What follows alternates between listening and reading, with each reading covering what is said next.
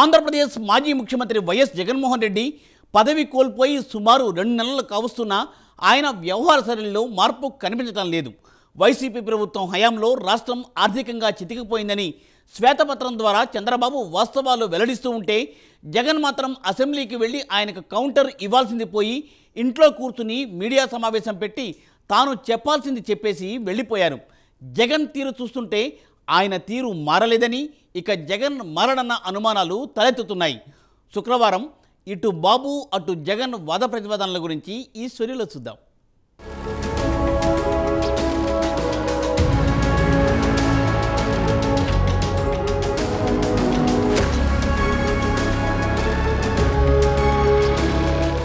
అధికారం కోల్పోయి సుమారు 2 నెలలు కావస్తున్న మాజీ ముఖ్యమంత్రి జగన్కి కించిత్ మార్పు కనిపించడం లేదు.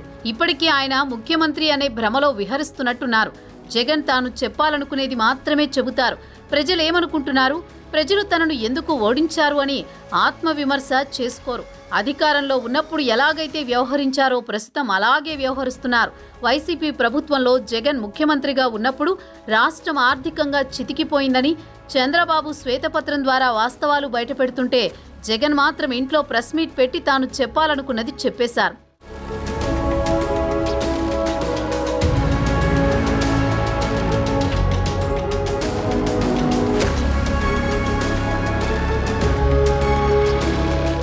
అయితే చంద్రబాబు ముందుగానే రాష్ట్ర ఆర్థిక వ్యవస్థపై శ్వేతపత్రం విడుదల చేస్తున్నట్లు ప్రకటించారు.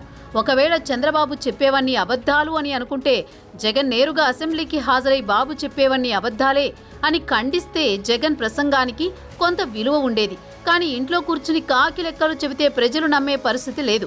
అయితే ఇప్పటి వరకు చంద్రబాబు 6 అంశాలపై శ్వేతపత్రాలను విడుదల చేస్తూ పోయారు. దానికి వైసీపీ పార్టీకి చెందిన నాయకులు ఎలాంటి కౌంటర్ ఇవ్వలేకపోయారు. అదే ఆర్థిక విధ్వంసంపై చంద్రబాబు శ్వేతపత్రం అనగానే జగన్ హడావుడిగా మీడియా ముందుకు రావడంతో జగన్ పాలనలో ఆర్థికపరమైన విధ్వంసం జరిగిందని ప్రజలు నమ్మే స్థాయికి వచ్చారని రాజకీయ విశ్లేషకులు అభిప్రాయపడుతున్నారు.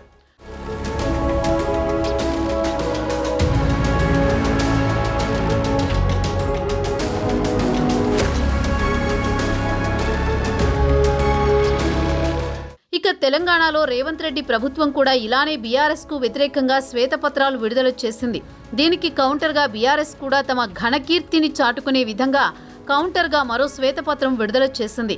అసెంబ్లీకి కేసీఆర్ హాజరు కాకున్నా ఆయన పార్టీకి చెందిన ఎమ్మెల్యేలు హాజరవుతున్నారు. ప్రభుత్వం విడుదల చేసిన శ్వేతపత్రం తప్పుల తడక అని వాదిస్తున్నారు. ప్రస్తుతం తెలంగాణలో జరుగుతున్న బడ్జెట్ సమావేశాలకు కేసీఆర్ హాజరై బడ్జెట్పై తన అసంతృప్తి వ్యక్తం చేశారు. కేసీఆర్ సభకు రాకున్నా బీఆర్ఎస్ తరపున కేటీఆర్, హరీష్ రావు ప్రభుత్వాన్ని గట్టిగా ఎదుర్కొంటున్నారు. కేసీఆర్పై ఈగ వాలకుండా జాగ్రత్త పడుతున్నారు. తెలంగాణ శాసనసభలో ఒక్కోసారి అధికార పక్షానికి బీఆర్ఎస్ ముచ్చెమటలు పట్టిస్తోంది. ఇక వైసీపీ విషయానికొస్తే జగన్ రెడ్డికి అసలు రాజకీయ వ్యూహాలు తెలుసా అని అనుమానాలు తలెత్తుతున్నాయి.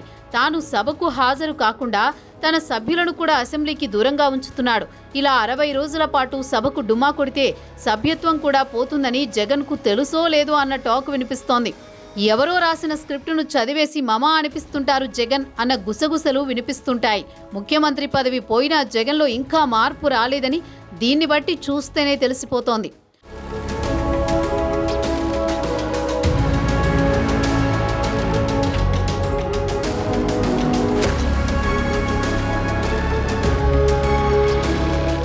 ఇక జగన్ మీడియా సమావేశం పెట్టి వైసీపీ ప్రభుత్వం 14 లక్షల కోట్ల అప్పు చేసిందంటూ కూటమి నేతలు ఎన్నికల సమయంలో దుష్ప్రచారం చేశారని మండిపడ్డారు.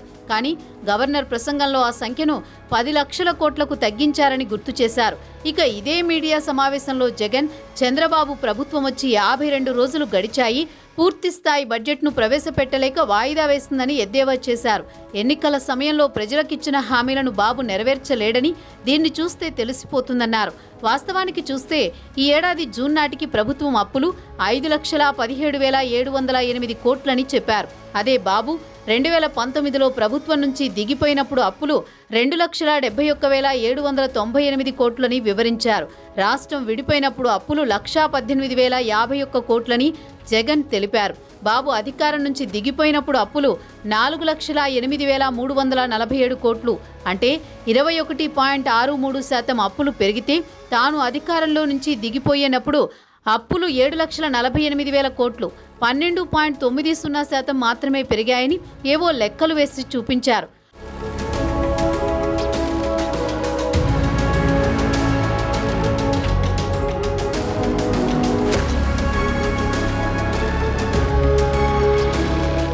పూర్తిస్థాయి బడ్జెట్ పెట్టలేకపోతున్నారన్న జగన్ చేసిన విమర్శను ఆర్థిక మంత్రి పయ్యావుల కేశవ్ తిప్పికొట్టారు.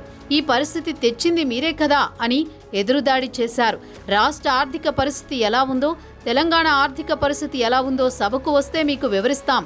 అసెంబ్లీకి వచ్చి మీ వాదన వినిపించండి. ప్రెస్ మీట్లు పెడితే ఏం లాభమని చురకలంటించారు. ప్రతిపక్ష నేత హోదా ఇస్తేనే సభకు వస్తానని మారాన్ చేయడం పట్ల కూడా ఆయన అబాసు పాలవుతున్నారు. తాను కాకుండా తన పార్టీ సభ్యులను కూడా సభకు హాజరు కాకుండా చేయడం ఏం వ్యూహమో అర్థం కావడం లేదని రాజకీయ విశ్లేషకులు కూడా తలలు పట్టుకుంటున్నారు.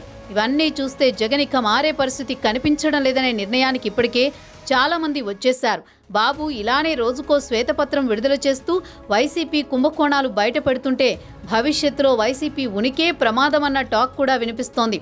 మరి ఇది జగన్కు వేకప్ కాల్. జాగ్రత్త పడితే మంచిది, లేదంటే పుట్టి మునిగే ఛాన్స్ ఉందంటున్నారు రాజకీయ విశ్లేషకులు.